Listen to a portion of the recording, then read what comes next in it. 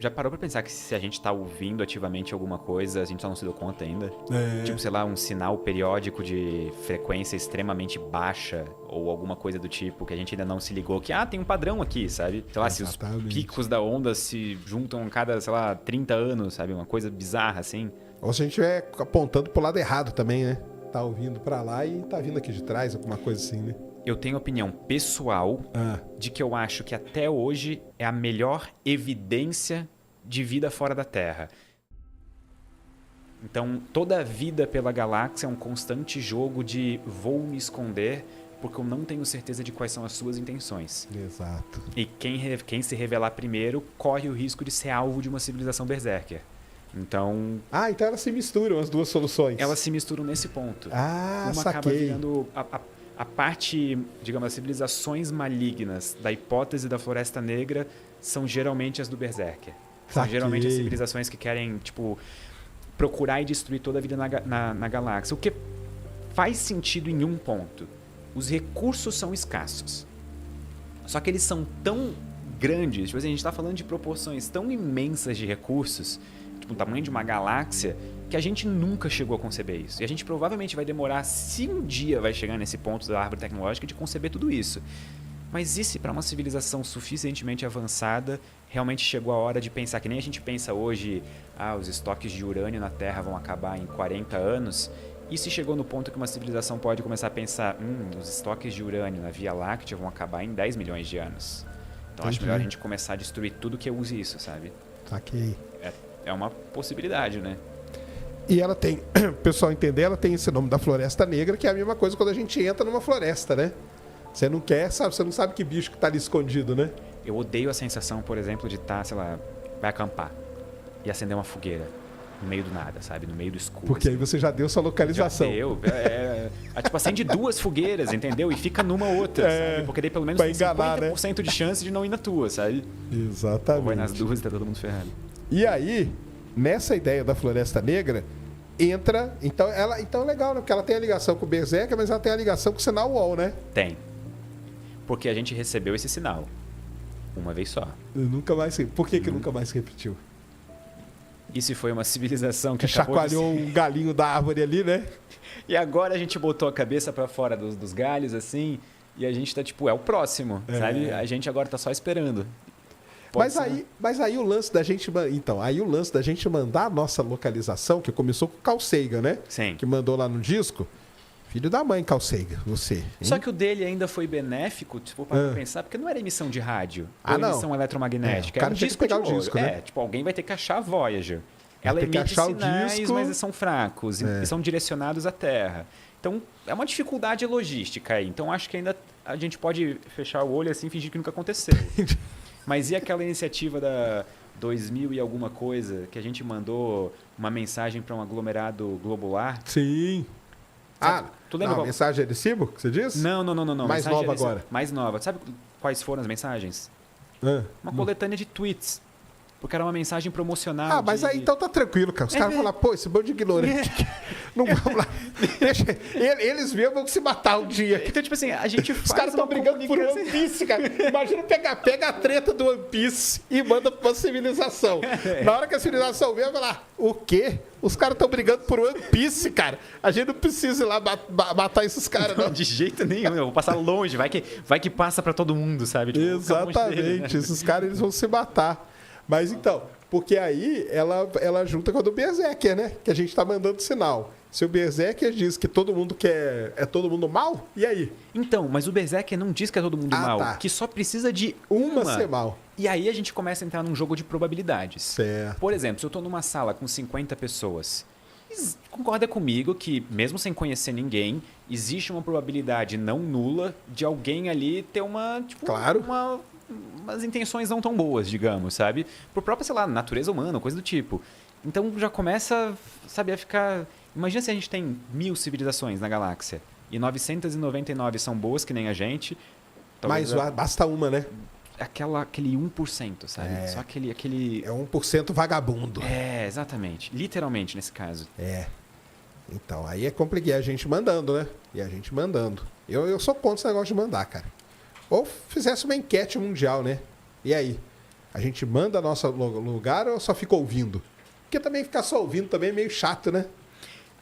É meio estranho, né? Tipo, é meio... Porque já parou pra pensar que se a gente tá ouvindo ativamente alguma coisa, a gente só não se deu conta ainda? Tipo, sei lá, um sinal periódico de frequência extremamente baixa ou alguma coisa do tipo que a gente ainda não se ligou que, tem um padrão aqui, sabe? Sei lá, Exatamente. se os picos da onda se juntam cada, sei lá, 30 anos, sabe? Uma coisa bizarra, assim. Ou se a gente estiver apontando pro lado errado também, né?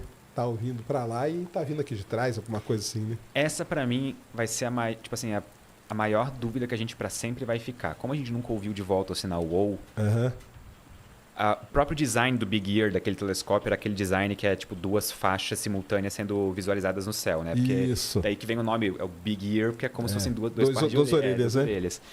E pra mim a maior dúvida sempre vai ser essa.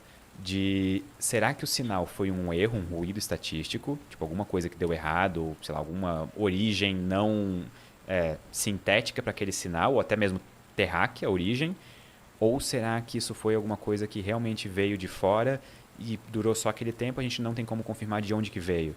Porque o próprio local da galáxia de onde veio, dependendo de qual das duas faixas de orelha tiver sido a origem verdadeira do sinal, a gente tem locais completamente diferentes, setores completamente diferentes da galáxia. E aí, sabe? O que a gente faz?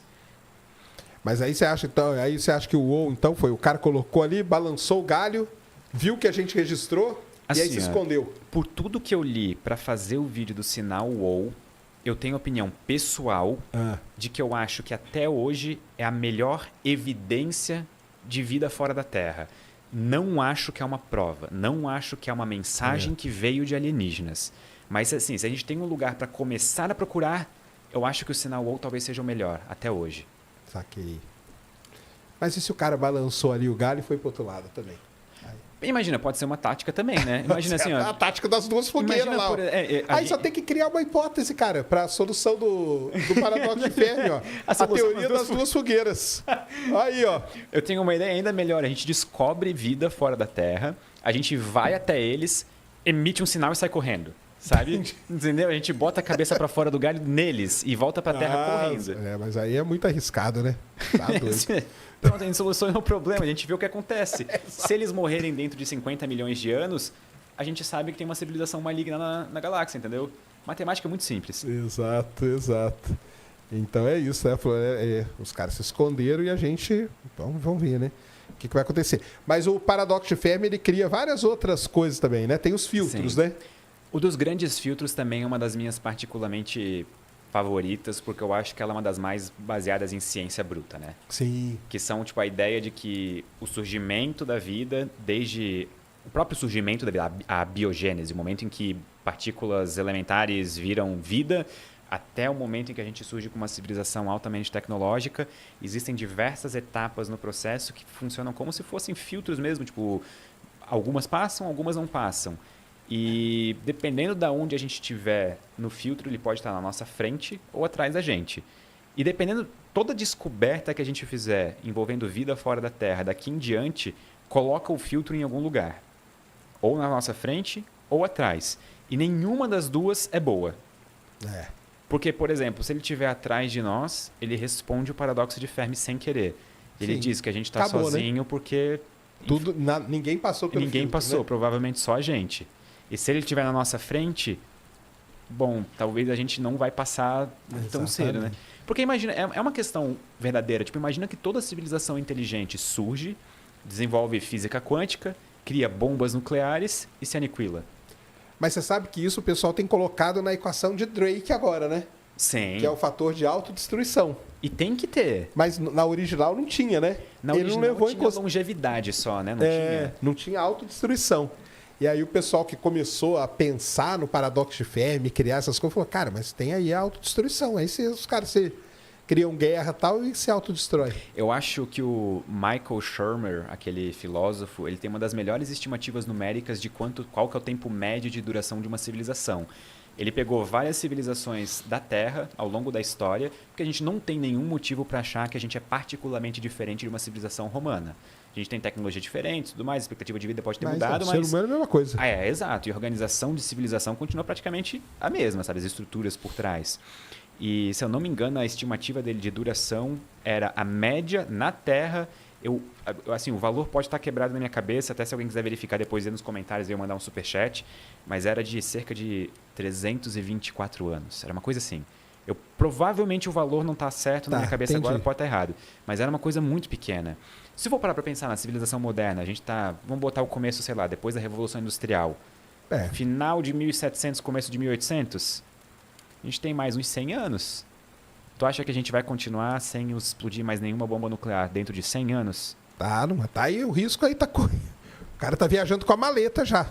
Eu ouvi uma vez o podcast Hardcore History, do Dan Carlin. Sim, muito bom. São muito bons, mas são muito longos assim também, né? Tem que ouvir com calma. E no podcast especial, que é uma edição Blitz, que é aquele podcast de 5 horinhas só, que é a versão curta do podcast dele, ele tem um comentário que eu achei muito legal, que é: a era nuclear, ela não acabou com o fim da Guerra Fria. Ela começou com o desenvolvimento da primeira bomba atômica e ela continua até agora. A ameaça de aniquilação mútua da civilização humana continua até os dias de hoje. Só que, por exemplo, eu sou de uma geração que eu não vivi isso na pele diariamente. Os meus pais viveram. Tu provavelmente viveu também. A minha mãe fala que quando ela era criança, ela via muito filme, TV e coisa assim. E o sonho dela era ter um bunker. Era, porque os filmes pós-apocalípticos eram muito famosos, né? O The Day After. Day After foi um filme, cara, quando eu vi assim, eu falei, caramba, cara, se for isso aí, nós estamos ferrados. Exato. A gente nunca vai passar por um negócio desse, sabe? Tipo, no sentido de... a gente não vai ter capacidade de vencer um negócio desse. Sim, com certeza. E tu confia o suficiente na humanidade hoje? Nem um pouco, ué. Então... Eu não confio nem um pouco mesmo. Se eu tenho medo terrível, assim, que eu tenho, é esse aí mesmo. É da autodestruição por meio disso aí. Eu tô lendo um livro no momento chamado O Precipício. Ele não tem versão em português ainda, então em inglês é The Precipice. Ele é um livro sobre crise e risco existencial. Crise existencial literalmente no sentido de coisas que ameaçam a nossa existência. E o autor se propõe, na duração do livro, avaliar analiticamente, cientificamente, o que pode colocar a nossa existência em risco e qual que é a probabilidade disso acontecer. E isso é um campo de estudo relativamente novo, porque não era levado muito a sério pelas pessoas. Tipo, por que eu vou estudar motivos de a gente, sabe, acabar podendo... É isso que eu falei, né? Quando o Drake... Depois a gente fala da equação de Drake, pessoal. Mas quando o Drake bolou a equação dele, ele não colocou esse fator. E aí, com o avanço, o pessoal falou, calma aí, porque tem um negocinho aqui que você não está levando em consideração. E esse autor coloca a chance de extinção humana nos próximos 100 anos em 1/6. Caramba! É alto demais pra mim. É alto pra caramba. Não tô confortável com esse valor, sabe? É muito grande. Então, roda aí 6 civilizações, uma delas não vai passar, sabe? Então, a gente talvez tenha uma resposta do filtro. Esse seria um grande filtro, né? Esse seria um grande filtro. E pode ser, na verdade, que esse seja o primeiro dos grandes filtros tecnológicos. Porque a gente tem inteligências artificiais gerais vindo aí. Alguns autores, tipo Nick Bostrom, por exemplo, eles afirmam que isso pode ser o fim da humanidade, pelo menos como a gente conhece. Outras pessoas que pode ser um recomeço. Que talvez a gente, tipo, como seres humanos de carne e osso, fique para trás e a gente gere nossos sucessores, digamos. Entendi. Aquele negócio de meio que Deus ex machina, sabe? Sim. Que é um negócio, também é um outro... Mas eu tenho mais medo de bombas nucleares do que de inteligência Bomba nuclear, artificial. Bomba nuclear vai ser um fim trágico demais, né, cara? Tá louco, tá doido. Mas é porque são vários filtros, né? Em cada etapa da vida vai tendo filtros, né? Só entre o espaço de a vida surgir com a abiogênese até o espaço de surgir uma civilização tecnologicamente avançada, são 9 filtros. 9, que é aquela lista que o cara fez, né? São 9. Isso. E assim, cada autor bota os filtros onde ele quiser também, né? Porque exatamente. É um campo de estudo em ascensão, em desenvolvimento. Então, tem um filtro que vai da abiogênese ou de moléculas essenciais para a vida para o mundo de RNA, depois que vai para unicelular, multicelular, e assim vai. Continua a reprodução, propagação, né, da espécie, e vai indo, né? E por isso que em 2000 e... Quando que foi o ano que... Lembra daquele meteorito marciano que acharam na Antártida? Pô, que... 1996. 96, que tinha ALN suposto... 84001. Que era um micróbiozinho, que o Fantástico mostrou também. O Fantástico mostrou na televisão. Aliás, esse meteorito ele é muito importante para a volta da exploração marciana, sabia, né? Por quê? A exploração marciana, a gente foi Projeto Marine e Projeto Viking. Depois do Projeto Viking, a gente não achou vida nem nada, ficou parada a exploração de Marte. Aí ela foi voltar em 97. Aí mandaram sonda, as sondas se perderam e tudo. E ela foi voltar em 97, graças a esse meteorito. Porque ele viu aquelas estruturas ali, ficou aquela dúvida. Pô, será que aquilo ali é vida ou não é? Bem, cara, tá na hora da gente voltar lá. E aí voltou a exploração marciana por causa daquele meteorito. E o chato é que é totalmente inconclusivo, né? Tipo assim, não tem como tomar conclusões com base nesse meteorito, né? Tipo, ele tipo, nem pra sim, nem pra não. Ele é simplesmente, não dá pra fazer, tipo, dados com isso aqui. Não tem, é isso mesmo. E aí, por isso que resolveram voltar a explorar Marte. Aí começou os rovers e tal, que é essa era que a gente vive hoje. Então foi aquele meteorito lá. E esse meteorito foi importante para iniciar essa discussão do grande filtro de uma maneira mais desenfreada. Sim. Porque foi ali que começou a galera a perceber, pera, vamos supor então que a gente vá para Marte e ache vida microbiana fóssil. Cara, isso não é uma boa notícia. Isso significa provavelmente que a gente passou pelo grande filtro e a gente está sozinho. Agora, vamos supor que a gente encontra vida, sei lá, multicelular. Cara, então talvez o filtro está na nossa frente ainda. Então, nós vamos passar. Nenhuma resposta é uma boa resposta. Nenhuma é uma boa, Eu tinha um amigo uma vez que me falou uma frase que ficou comigo, presa, que é: não faça perguntas para as quais você não quer saber a resposta, sabe? E aí eu fiquei pensando, cara, mas eu quero saber a resposta, eu tenho essa curiosidade. Então, qualquer, mesmo positivo ou negativo, eu quero saber se a vida existe ou não fora do universo. Lugar, né? Bem, aí você acredita que eles existem, né? Eu acredito que sim. Eu já não acredito. Eu acho que não existem.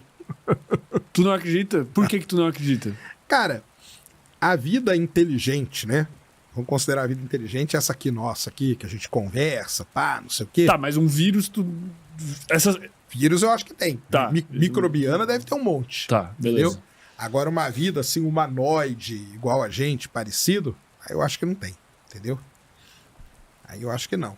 Então, por conta disso, eu acho que nós nunca vamos encontrar, entendeu? Uhum.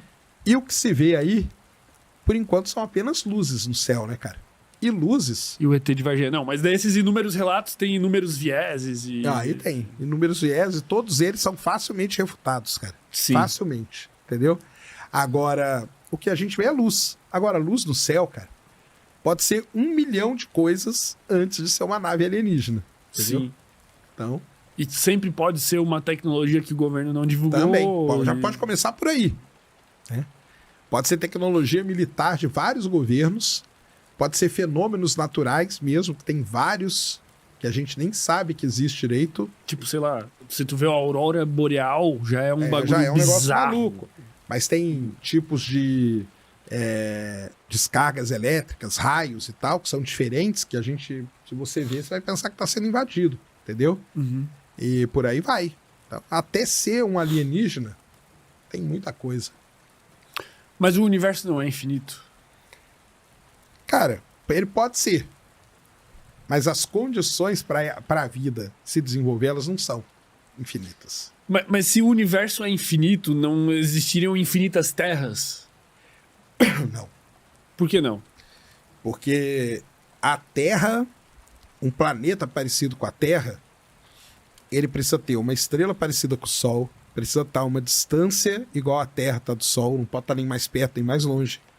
Precisa ter uma lua grande igual a nossa. Nossa lua ela é muito grande. É a maior lua proporcional ao planeta. Ela não é a maior lua do sistema solar, mas proporcional ao planeta é a maior que a gente tem.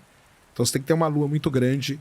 Você tem que ter um sistema multiplanetário, onde você tem um planeta gigantesco igual Júpiter para proteger. Júpiter protege muito a gente. Caraca. Você tem que ter uma atmosfera com aquela proporção de elementos. Você tem que ter vulcão, que é muito importante para a vida. Você tem que ter placa tectônica. Ó, o que eu falei aqui? Uma série de coincidências. Isso aqui não é nada, cara. Perto das milhares de variáveis que tem que acontecer ao mesmo tempo para que a vida se desenvolva. Entendeu? Mas se o universo é infinito... Mas a quantidade de estrelas parecidas com o Sol não são. Entendeu? Tá.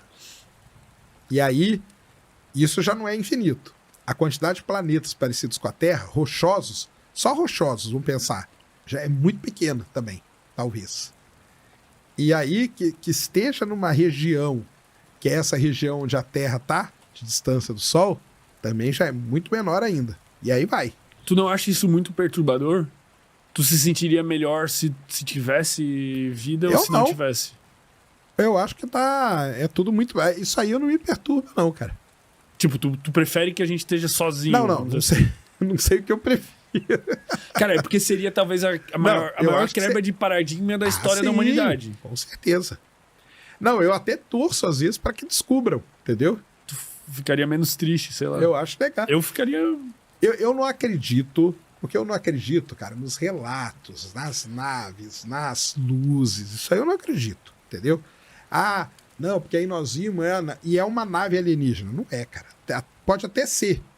Só que até ser, você tem um monte de outras coisas que você tem que eliminar do caminho. E no final de todas, questionar ainda a própria percepção da pessoa. Exatamente. E formação de memórias e etc e tal. Não, eu entendo o que tu quer dizer. Tem alguma história dessas de alienígena que tu ficou balançado, assim? Sei lá. Cara, eu tenho vários porque eu fui ufólogo já, né? Ah, tu foi ufólogo também. Ufólogo, Eu entrevistei muita gente. Mas na época tu acreditava daí? Acreditava que existia. Caraca, qual foi a entrevista? Cara, então, porque aí você começa a estudar, aí você vê que é um negócio que é muito pouco provável, né? Tá. Que exista, entendeu? Mas eu acreditava, estudava, lia pra caramba, sou amigo de vários ufólogos aí, entendeu? E tá tudo bem. Eu tenho a minha ideia e eles defendem as ideias deles lá e continuamos amigos. Mas qual foi o momento que mudou isso pra ti? Tu foi, tipo, cozinhando na tua cabeça? Não, aí... então, porque aí tem coisas, assim, terríveis dentro da ufologia. Tá. Entendeu? Principalmente a galera que começa a querer ganhar dinheiro em cima do desespero de outras pessoas, sabe? Tá, consigo imaginar. Então aí, essa parte do charlatanismo, que a gente chama até de ufolatria hoje, aí eu falei, cara, eu vou me afastar disso aí, porque não é legal, entendeu? Uhum. O cara fala assim, os seres vão invadir aqui a Terra e você tá salvo, mas só se você comprar um terreno aqui na minha propriedade, porque a minha propriedade, ela tá num lugar energeticamente bem posicionado e tal. E aí você vai lá, cara, você às vezes tá meio que fragilizado por alguma coisa, passando por um momento ruim, você vai e entrega sua casa, seu carro, tudo pro cara. O cara pega sua grana e foge, entendeu? Entendi. Então, esse lance de que eu comecei a ver de alguns começando a usar a ufologia para arrancar dinheiro de uma galera necessitada, e muita gente necessitada ainda. Eu vi cara fazer empréstimo gigantesco e dar tudo pro outro cara, entendeu? Só para ele se livrar de ser abduzido. Que isso, cara. Então aí não dá. Aí eu meio que me afastei. Mas continuei amigo de vários. Mas aí isso foi mudando o teu pensamento também. Não. Aí saí na ufologia e depois eu comecei a estudar, né? Mais a fundo também tudo, né? E vi, cara, ter um planeta não é uma coisa tão simples assim, entendeu? A vida se desenvolver num planeta é mais complicado ainda, entendeu? Mas aconteceu, uma vez, aqui. Aí o pessoal, pode acontecer. Eu acho que a vida, ela aconteceu em vários lugares. Só que ela se desenvolver a ponto de chegar no que a gente aí já é mais difícil, porque são muitos parâmetros para que ela aconteça dessa maneira. Mas e se para uma civilização suficientemente avançada, realmente chegou a hora de pensar, que nem a gente pensa hoje, os estoques de urânio na Terra vão acabar em 40 anos, e se chegou no ponto que uma civilização pode começar a pensar, os estoques de urânio na Via Láctea vão acabar em 10 milhões de anos. Então acho melhor a gente começar a destruir tudo que use isso, sabe? Saquei. É uma possibilidade, né? E ela tem, o pessoal entender, ela tem esse nome da Floresta Negra, que é a mesma coisa quando a gente entra numa floresta, né? Você não quer, sabe? Você não sabe que bicho que tá ali escondido, né? Eu odeio a sensação, por exemplo, de estar, sei lá, vai acampar e acender uma fogueira no meio do nada, sabe? No meio do escuro. Porque assim. aí você já deu sua localização. Já deu. Tipo, acende 2 fogueiras, entendeu? E fica numa outra, sabe? Porque daí pelo menos tem enganar, 50% de chance de não ir na tua, sabe? Exatamente. Ou vai nas duas e tá todo mundo ferrado. E aí, nessa ideia da Floresta Negra, entra... Então é legal, né? Porque ela tem a ligação com o Berserker, mas ela tem a ligação com o sinal UOL, né? Tem. Porque a gente recebeu esse sinal. Uma vez só. Nunca mais... Por que nunca mais repetiu? E se foi uma civilização que chacoalhou um galinho da árvore ali, né? E agora a gente botou a cabeça pra fora dos galhos, assim, e a gente tá tipo, é o próximo, sabe? A gente agora tá só esperando. Mas aí o lance da gente... Então, aí o lance da gente mandar a nossa localização, que começou com o Carl Sagan, né? Sim. Que mandou lá no disco. Filho da mãe, Carl Sagan, você. Hein? Só que o dele ainda foi benéfico, se for para pensar, porque não era emissão de rádio, ou não. emissão eletromagnética. O cara era um tinha que disco pegar de o ouro. disco, né? Tipo, alguém vai ter que achar a Voyager. Ela ter que emite achar o sinais, disco. mas são fracos e são direcionados à Terra. Então, é uma dificuldade logística aí. Então, acho que ainda a gente pode fechar o olho assim e fingir que nunca aconteceu. Mas e aquela iniciativa da 2000 e alguma coisa, que a gente mandou uma mensagem para um aglomerado globular? Sim. Sabe? Tu lembra qual... mensagem de recibo, que você disse? Não. Mais Mensagem nova agora. Mais nova. Sabe quais foram as mensagens? Uma coletânea de tweets. Porque era uma mensagem promocional. Mas aí então tá tranquilo, cara. Os caras vão lá, pô, esse bando de ignorante. Não vamos lá. Deixa, eles mesmos vão se matar um dia. Então, tipo assim, a gente faz. Os caras estão brigando por One Piece, cara. Imagina pega a treta do One Piece e manda pra uma civilização. Na hora que a civilização vem, vai lá, o quê? Os caras estão brigando por One Piece, cara. A gente não precisa ir lá matar esses caras, não. De jeito nenhum, eu vou passar longe. Vai que passa pra todo mundo, sabe? Tipo, exatamente. Dele, né? Esses caras eles vão se matar. Mas então, porque aí ela junta com a do Berserker, né? Que a gente tá mandando sinal. Se o Berserker diz que todo mundo é todo mundo mal, e aí? Então, mas o Berserker não diz que é todo mundo mal, tá. Que só precisa de uma ser mal. E aí a gente começa a entrar num jogo de probabilidades. Certo. Por exemplo, se eu tô numa sala com 50 pessoas, concorda comigo que, mesmo sem conhecer ninguém, existe uma probabilidade não nula de alguém ali ter umas intenções não tão boas, digamos, sabe? Por própria, sei lá, natureza humana, coisa do tipo. Então já começa, sabe, a ficar... Imagina se a gente tem 1000 civilizações na galáxia e 999 são boas que nem a gente. Mas basta uma, né? Aquele 1%, sabe? Só aquele... É 1% vagabundo. Exatamente. Literalmente, nesse caso. Então, aí é complicado. A gente mandando, né? E a gente mandando. Eu sou contra esse negócio de mandar, cara. Ou fizesse uma enquete mundial, né? E aí? A gente manda nosso lugar ou só fica ouvindo? Porque também ficar só ouvindo também é meio chato, né? É meio estranho, né? Tipo, é meio... Porque já parou pra pensar que se a gente tá ouvindo ativamente alguma coisa, a gente só não se deu conta ainda? Tipo, sei lá, um sinal periódico de frequência extremamente baixa ou alguma coisa do tipo que a gente ainda não se ligou que, tem um padrão aqui, sabe?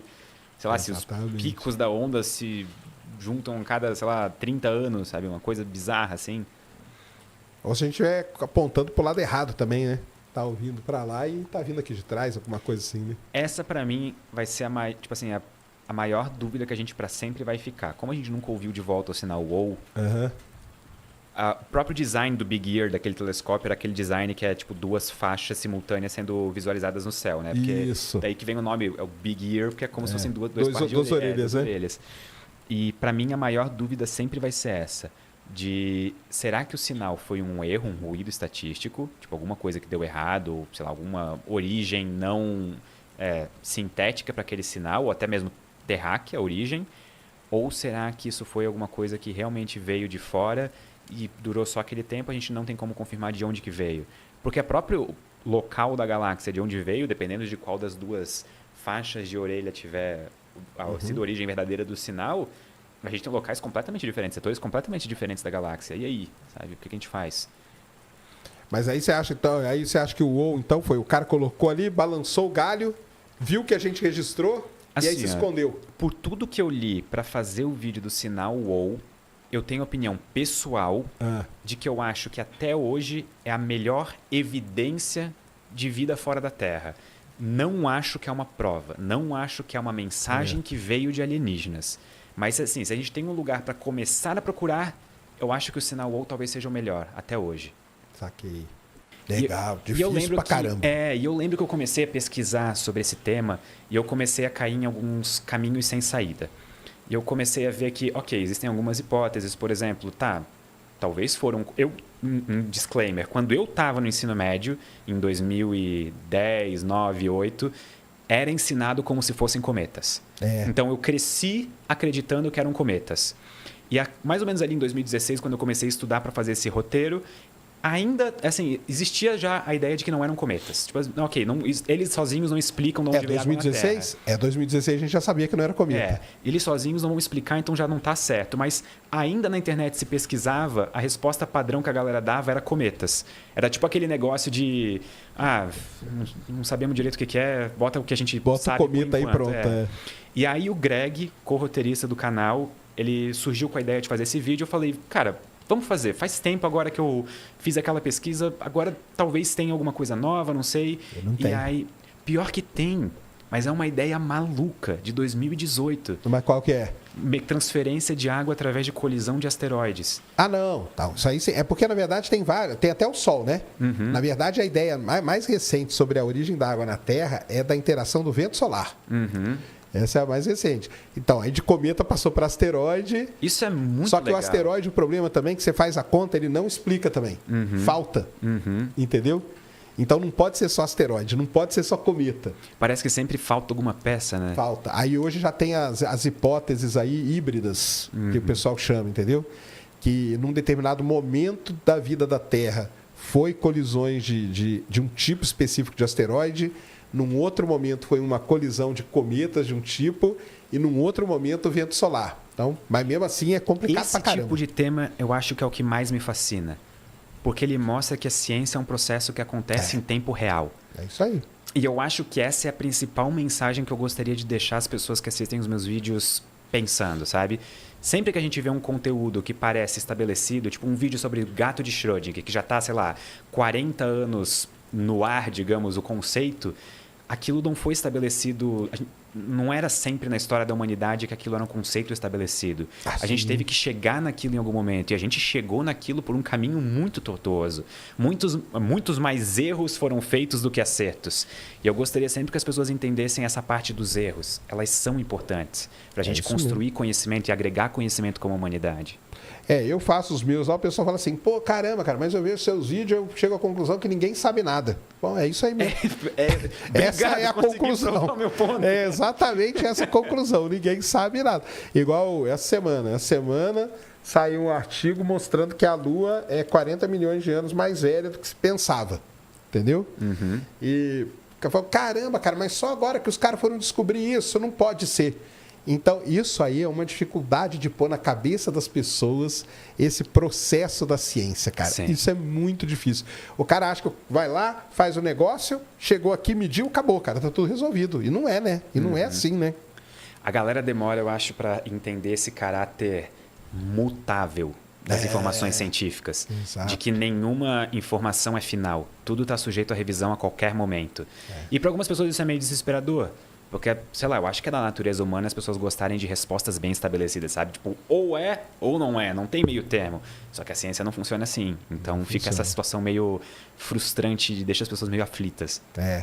Não, é isso, né? E o pessoal sempre assim, pô, caramba, mas quando que nós vamos ter a resposta para tal coisa? Falei, cara, pode ser que a gente nem tenha. Tipo, matéria escura, energia escura. Pode ser um negócio que... O que eu brinco com o pessoal é assim, cara, imagina, acabou de fazer 100 anos que o Hubble descobriu que Andrômeda era uma galáxia, né? Acabou de fazer 100 anos agora, foi em 1923. Imagina o cara que vivia o Einstein, por exemplo, né? Quando ele bolou toda a teoria dele lá, o universo era estático. E o pessoal vem e xinga o Einstein. Fala, o Einstein era um burro lá. Falei, cara, na época do Einstein, nem galáxia existia, cara. Porque para eles o universo era isso aqui e acabou, entendeu? Já parou para pensar, imaginar um universo sem galáxias, assim, tipo... Tudo que a gente vê no céu noturno é tudo que existe. Tipo, é doideira demais, né? Maluco. Mas aí tem o lance, no caso da astronomia em si, né? Ela ser muito dependente da tecnologia. Sim. Precisou ter aquele telescópio lá, o Monte Wilson, para o Hubble ir lá e aí conseguir ver, conseguir medir tudo e tal. Mas e o que eu falo pro pessoal é o seguinte, cara, imagina daqui uns 50 anos, os caras olham para trás e falam assim, aqueles caras lá, pensava que existia matéria escura. Ó. Não precisa nem imaginar, porque tu sabe que esse vai ser exatamente o caso. Vai ser, né? Daqui a 50 anos as pessoas vão olhar pra trás e vão falar, olha aqueles dois burros falando no podcast, sabe? Porque, tipo assim, olha só, na cara deles a resposta pra esse problema aí e eles não conseguem enxergar a resposta, sabe? Vai ser assim. Exato. Esse é um grande... Mas é isso que fascina no meu caso, né? Que sou cientista, né? Sou cientista. O que fascina mesmo é isso, né? É não ter a resposta, né, cara? Mas parece uma galera que não entende isso ou não quer entender, né? Ou, sei lá, tem a necessidade de ter uma resposta definitiva, né? O problema é que às vezes respostas elas acabam com a jornada da busca, né?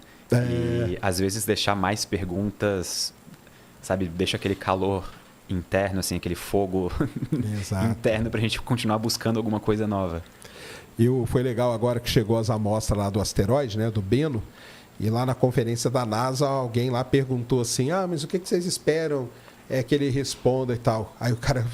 A gente espera que ele crie mais perguntas, na verdade. Por favor, né? Por favor. São mais perguntas do que respostas, e assim... Um desejo meu, que provavelmente não vai ser realizado, mas é que a gente talvez tivesse mais informações que pudessem ou corroborar ou tirar de vez da mesa e descartar a ideia de panspermia. Porque recentemente eu comecei a ler sobre, porque eu quero fazer um vídeo bem detalhado mas é que você está querendo pegar 2 temas, cara. Você quer falar sobre a origem da água, que a gente não sabe, e origem da vida, que aí é pior ainda, né? Suposição em cima de suposição. Porra, a origem da vida é muito complicado. Eu comecei a ler sobre e eu fiquei fascinado. Eu fiquei, tipo, cara, tem muita informação nova também. Porque é outra coisa, assim, maluca que começa a surgir informação e provavelmente, talvez, com esses dados que a gente vai ter de volta e essas perguntas novas que a gente vai poder se fazer, talvez a gente consiga, pelo menos, sabe, dizer... isso descarta isso aqui, ou isso aqui a gente vai ter que investigar mais. Mas é a origem da... E das coisas mais importantes, né, que a gente quer saber é a origem da vida, né, cara? E é muito difícil, né, cara? É muito complicado, não sabe, né, cara? Eu vou dar o braço a torcer para os inimigos da panspermia em um ponto. Vamos supor que a gente descobre que a vida na Terra não surgiu na Terra. Ela veio de algum outro lugar através de panspermia. É meio triste, né? Porque a gente continua com o problema da biogênese. De onde a vida surgiu, de fato. Exatamente. Então, mesmo que a gente responda e descubra que a vida na Terra não começou na Terra, a gente ainda tem mais uma pergunta muito grande para responder. Isso parece não tirar a gente do lugar. Só vai mover a gente para algum outro domicílio inicial. Exato. Mas será que a vida da panspermia, o que você tem lido aí, será que a vida ela veio tipo meio pronta ou veio os elementos para a vida e aqui encontraram as condições para virar a vida?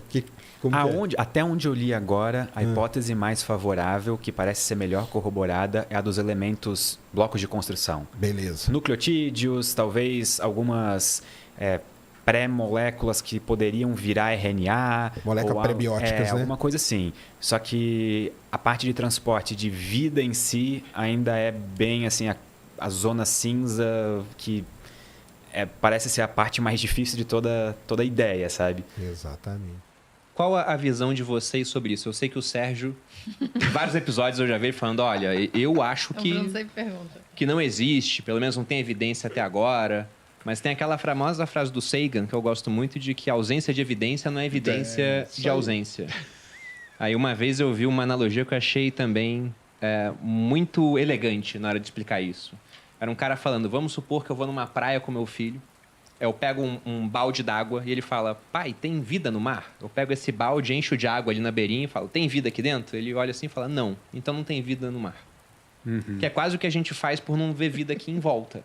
Tem gente que afirma categoricamente, olha, não há vida. Matematicamente, eu acho que é difícil esse cara estar certo, porque uma hora, ao longo desse espaço e tempo muito vasto, a gente pode encontrar alguma coisa. Mas qual é a opinião de vocês sobre isso? Você vê que ele sempre pergunta, né, Sérgio, para ver se você mudou de ideia. Fala aí, Pedro, a sua aí pro pessoal. Essa aí é a pergunta que ele não quer calar, né? Assim, eu acho que eu sempre tento tomar decisões e opiniões baseadas em evidências. Dito isso, eu acho que a probabilidade de existir vida no universo, em outros lugares fora a Terra, obviamente, é maior do que de não existir. E eu recentemente tenho lido bastante sobre vida fora da Terra e provavelmente astrobiologia também. E eu me deparei com alguns conceitos que antes eu não tinha dado devida atenção. Tipo o ET de Varginha, né? Exato. Não, o ET de Bilu para mim foi o maior. Não, E assim, eu comecei a ver, por exemplo, alguns fatores que provavelmente levaram a vida na Terra a ser como ela é. E a gente hoje tem o que a gente chama de vida inteligente, que é o que a gente busca quando a gente busca por vida fora da Terra.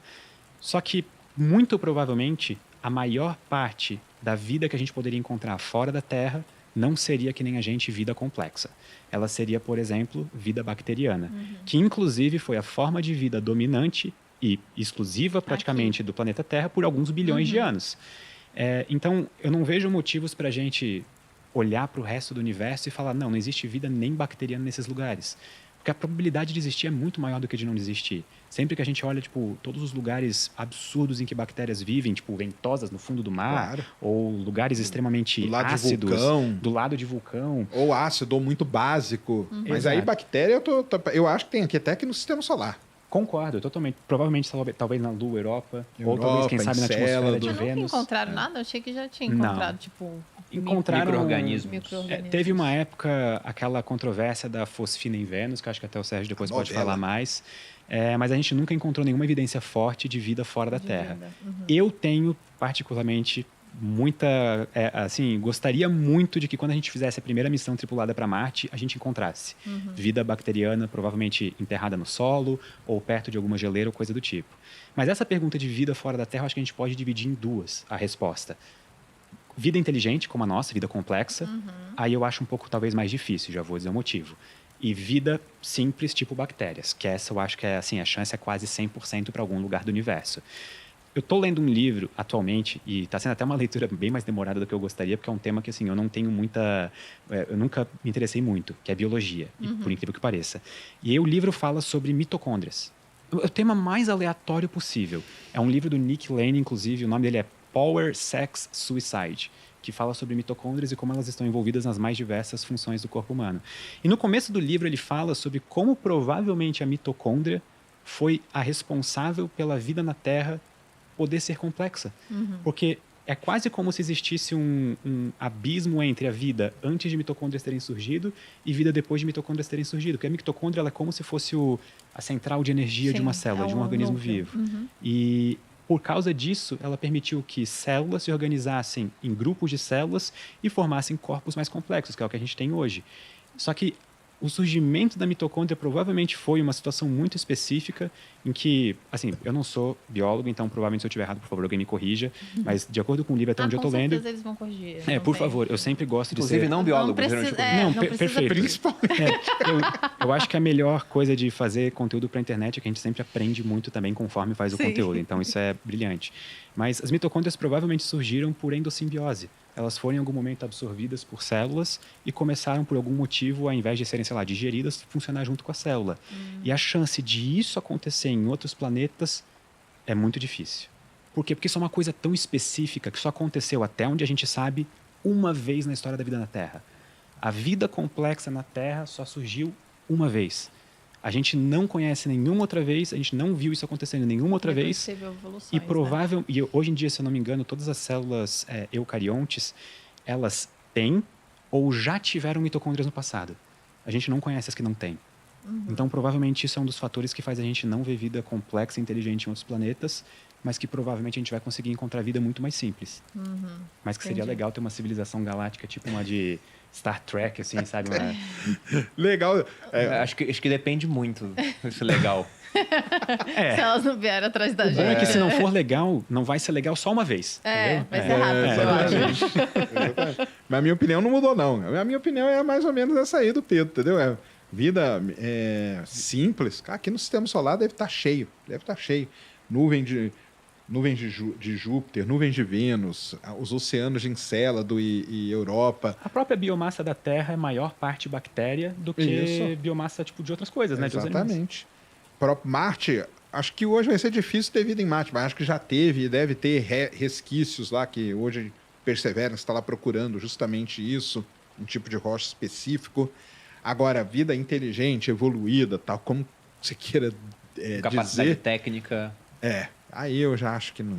E que nos visite, pior ainda.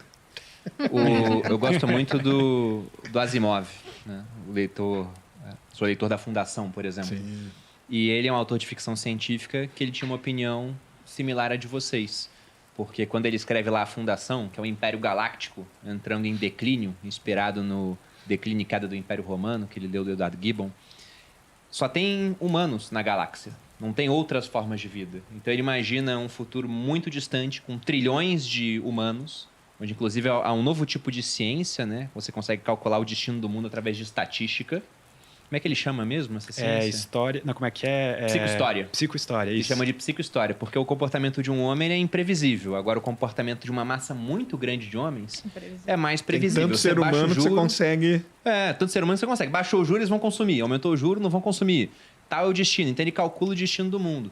Mas lá não tem seres diferentes do homem, assim, em termos de evolução e capacidade técnica. E até aproveitando essa palavra destino, porque vocês comentaram sobre as teorias do destino do universo. E depois de ver o filme do Napoleão, a gente ficou numa discussão sobre destino. E aí eu entrei, inclusive, nessa noção de tempo diferente, né? Você veio aqui depois disso, de maneira tão Sérgio? complexa. Ou Não veio. Acho que foi antes, tá. Mas qual o ponto? Eu falava pra Malu, né? Você que tem destino? A Malu falou que não. Eu falei, porque pensa só em um mundo que esteja a 220 anos-luz da Terra.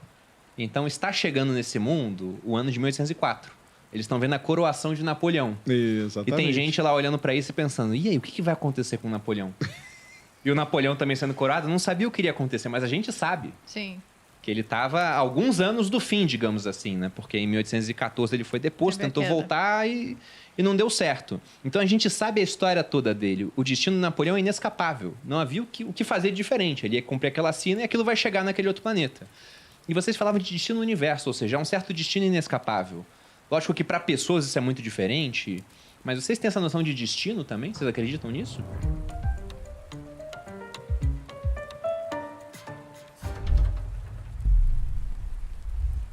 A gente falou de inteligência artificial, acredito que pelo que a gente conversou é uma delas, né? Qual outra, assim?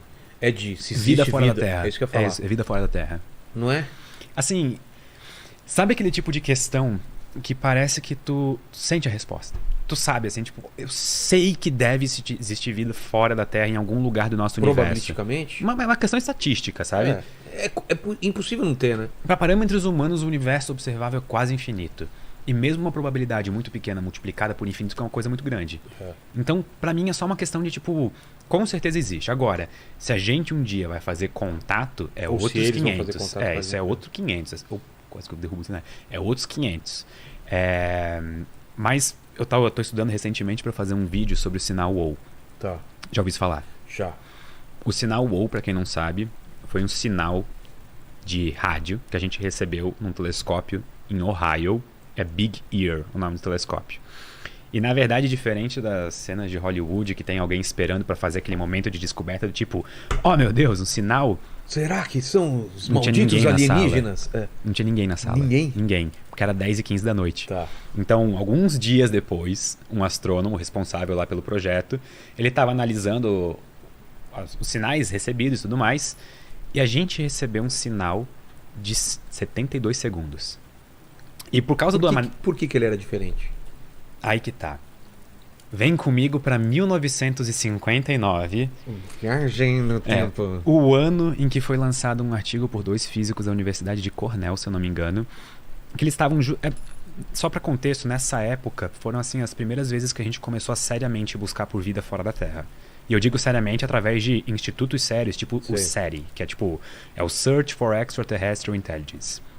E nesse artigo, esses 2 físicos estavam tentando estipular, ok, se eu fosse uma civilização inteligente e eu quisesse contatar outras civilizações inteligentes, de que maneira eu faria?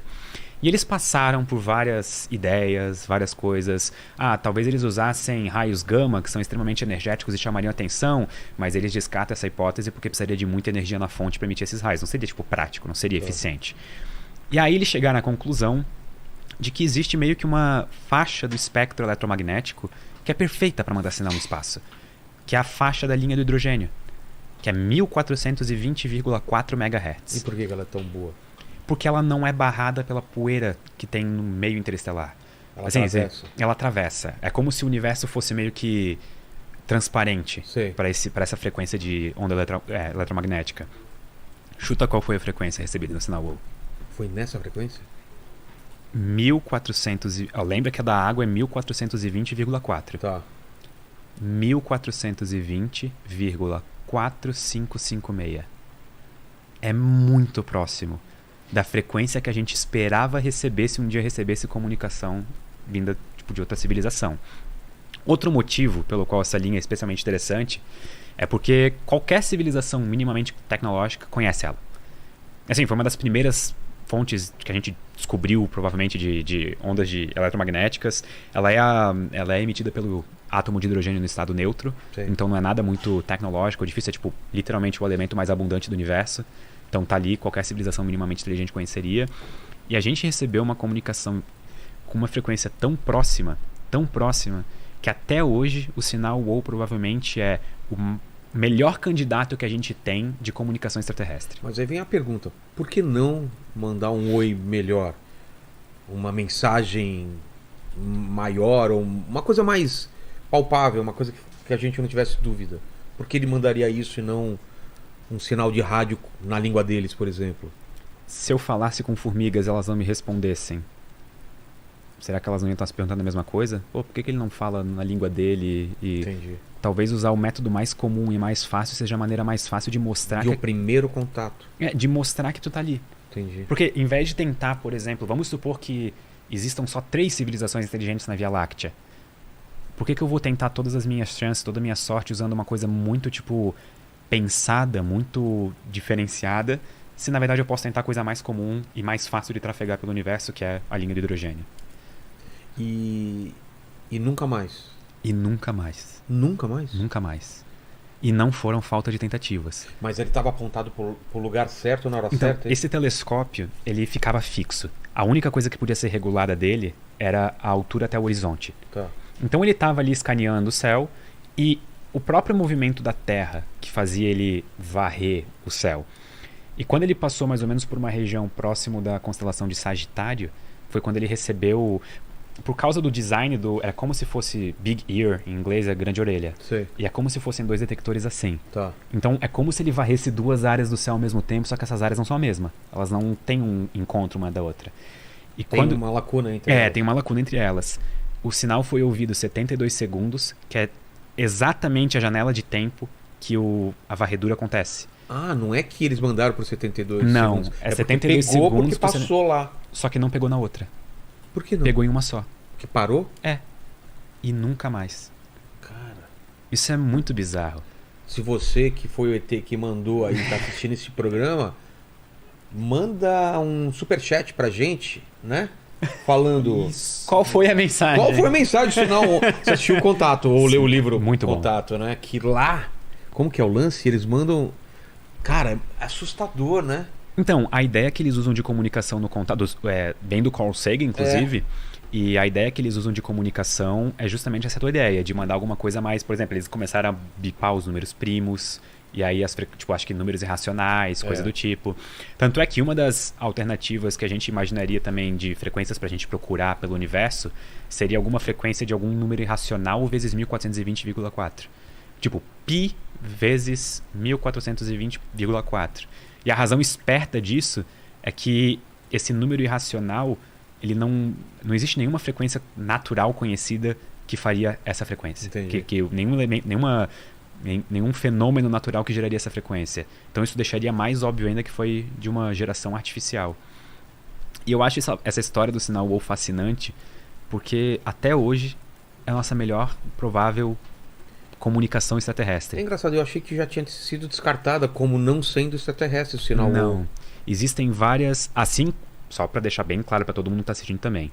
Assim como ela não foi provada que não é prova. Ela não foi provada que há uma comunicação extraterrestre. Então, isso tem que ficar bem claro. Mas de todas as nossas possíveis... Não pode ser um erro também. Não.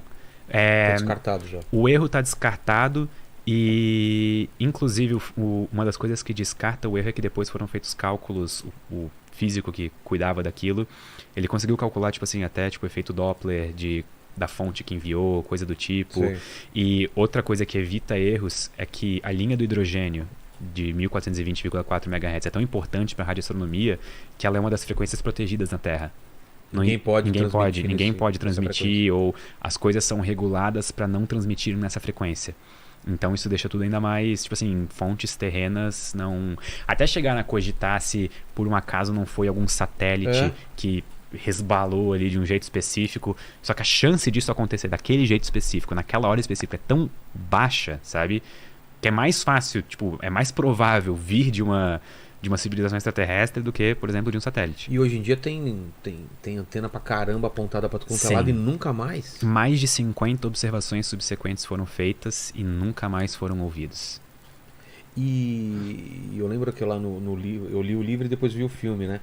Que fala que uma das primeiras transmissões, ou a primeira transmissão que foi pro espaço, pro mundo, foi um discurso do Hitler. Cara. Sim, da abertura das Olimpíadas de... Agora eu só não sei se foi 38 ou 36. Que bizarro. Mas o primeiro discurso televisionado com ondas do espectro eletromagnético mundial foi o discurso de abertura das Olimpíadas de Munique, Hitler discursando. Então, desculpa o spoiler, mas esse filme é antigo, o livro também. Os alienígenas... Ele acaba de uma maneira bem ruim, tipo, bem mal. Os alienígenas mandam de volta essa transmissão pra gente. Tipo, recebemos, toma de volta. E aí imagina o medo da galera. Falando, caramba, os caras estão vendo que a humanidade é o Hitler, né? Tanto é que se a gente tivesse em outra estrela hoje recebendo pela primeira vez a comunicação da Terra e visse essa mensagem e ela não tivesse perdido potência suficiente para não ser mais reconhecível... Porque também tem isso, né? Também tem isso. Conforme a mensagem vai se propagando, ela vai perdendo potência no espaço. Essa civilização alienígena veria todo o desenrolar das Olimpíadas, Blitzkrieg, início da Segunda Guerra Mundial. Inclusive amanhã pede um resumo para as pessoas. Ele vem, pessoal de Segunda Guerra, né? Já pode pedir o resumo para eles para contar para os alienígenas, sabe? Com certeza. Se eu fosse um alienígena recebendo notícias da Segunda Guerra, o que eu iria... Eles viram o que tá acontecendo lá na Terra, vamos acompanhar lá. Tipo isso, entendeu? Eles veriam todo esse avanço. Que doideira. E tem gente que é contra, né? O que o Carl Sagan, o pessoal fez de mandar tanta informação da gente pro espaço ainda.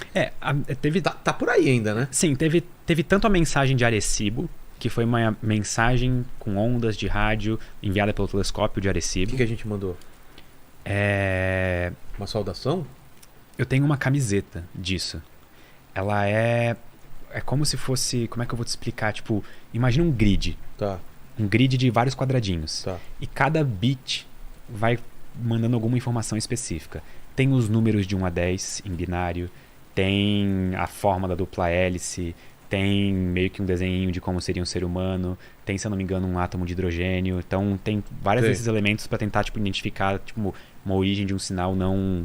um sinal artificial. Isso foi antes do que a Voyager? A mensagem de Arecibo foi depois, se eu não estou enganado. Só que as Voyagers, elas tiveram um papel mais simbólico do que uma tentativa real de comunicação, né? Porque as chances de uma civilização interceptar uma sonda no meio do espaço é quase nula. Exato, um grão de areia. O espaço, como o nome diz, é bem espaçoso. Exato. Bastante espaço vazio. Alguém teria que captar aquilo e ter um disco de ouro, né? Ah lá, é isso? Essa é a mensagem de Arecibo.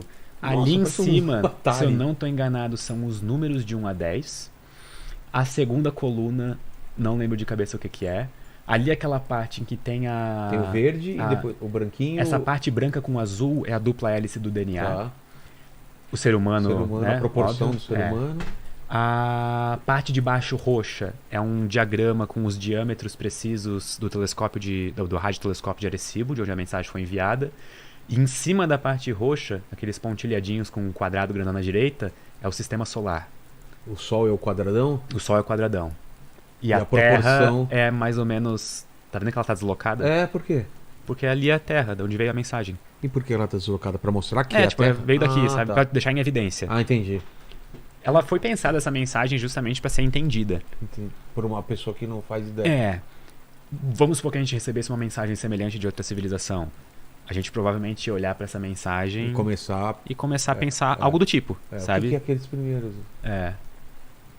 Se eu não me engano, aquele verde são os aminoácidos. Se eu não me engano, tá? Por que vai mandar aminoácido, né? Porque é a estrutura formadora da vida. Manda a foto do Brad Pitt e da Angelina Jolie. Na época eu acho que o Brad Pitt não tava nativo ainda. Não tava ainda, né? Nem o deepfake dele. Cara, que doideira. Até essa opção do que mandar deve ser uma discussão longa, né? E foi. Porque vamos supor que tu tá querendo fazer uma comunicação séria. Quem que responde pela Terra? Tanto que no disco lá, qual música vamos colocar lá no... Ele coloca todas. Tipo, parece que chegaram pro pessoal da NASA e falaram, qual música vamos colocar assim? Sabe, tipo, bota tudo, assim. E colocaram o Tem quê? Chuck Berry. Colocaram tem aquela Johnny B. Good, excelente música dele. Tem, se não me engano, algumas do Sinatra, Elvis. Tem várias também imagens e vídeos de pessoas falando, se eu não me engano, oi nas suas línguas. Então tem português, tem alemão, espanhol, inglês, francês. italiano, até línguas, tipo assim, pouco faladas, tipo de tribos isoladas ou coisa do tipo, tem também representado naquilo. Porque foi o Sagan, eu acho que ele estava junto no projeto e, além de ser um grande cientista e divulgador científico, ele também era uma pessoa muito boa em pensar em marketing, mas no bom sentido da palavra. Tipo, se a gente vai tentar fazer uma comunicação séria com alienígenas, como que a gente pode, tipo, envolver a maior representatividade do mundo possível em um espaço limitado, e numa numa som da época cara? que nem se falava nisso, né? Não, de jeito nenhum. O Carl Sagan, cara, eu assisti, não sei se era domingo, mas eu assistia Cosmos e adorava aquela parada. Eu assisti Cosmos pela primeira vez na faculdade. Mas com ele ou essa nova? Com Sagan. Muito legal. Então, assim, eu conheci ele muito tarde na vida. Queria ter conhecido mais cedo. Porque depois eu comecei a ler os livros dele, eu li todos, assim, basicamente, né? Então são livros excelentes. Fica uma dica de leitura aí, caso Total, né? alguém queira uma O coisa Mundo boa. Assombrados pelos Demônios é dele ou não? É dele, mas não foi o livro que eu mais gostei dele. Não, qual foi? Variedades da Experiência Científica. Cara, isso eu não li. É meio que uma transcrição de uma série de palestras que ele deu. E o Sagan como palestrante, como bom? pessoa que falava em público, ele era excelente. Ele tinha sabe, o dom da palavra, assim, de te fazer ficar engajado naquele assunto. E eu acho legal como ele consegue pegar conceitos... Pessoas, vocês estão ouvindo a voz dele, deve ter gente que tá com sono aí, sonolenta, é normal, você não tá desde o começo da live, esse tom da voz dele é assim mesmo, cara. Eu peço desculpa se eu estou entediando vocês em algum momento, tá? Então, a voz é muito macia, né, mas cara? essa é a minha voz natural e eu sou tipo o Jigglypuff da vida real, então é isso que temos pra hoje. E o Carl, cara, eu quero ver essas palestras dele, essa transição. Então, é muito bom esse livro, vale a pena. E é sobre vários assuntos, ele fala. Ele vai cortando em vários assuntos e depois, inclusive, tem a transcrição das perguntas que as pessoas fazem. Tá. Então, por exemplo, tem perguntas lá que estão, tipo, você acredita em Deus? Tipo, o que é vida? É excelente, vale a pena ser lido. Vale a pena ser lido. E outro livro dele que eu gostei muito também foi O Cérebro de Broca, que fala sobre também consciência, desenvolvimento e evolução. E não ficou velho? Esses livros não ficaram velhos? Provavelmente ficou, mas do jeito certo. Entendi. Tipo assim, ele ainda dá pra ser lido hoje e é interessante. Sim. Tá? Até porque, se eu não me engano, a Andrew Yan, que foi a esposa dele até o final da vida dele, ela continuou com o trabalho de revisão das obras dele. Então, quando eu assisti Cosmos, já era o Cosmos com o começo que ela aparecia falando. Tá. Muitas das informações que estão aqui hoje estão desatualizadas, porque isso foi feito na década de 80, já era tipo, sei lá, anos 2000, uma coisa assim. Então, tipo, foi refeito muita coisa, né? Entendi.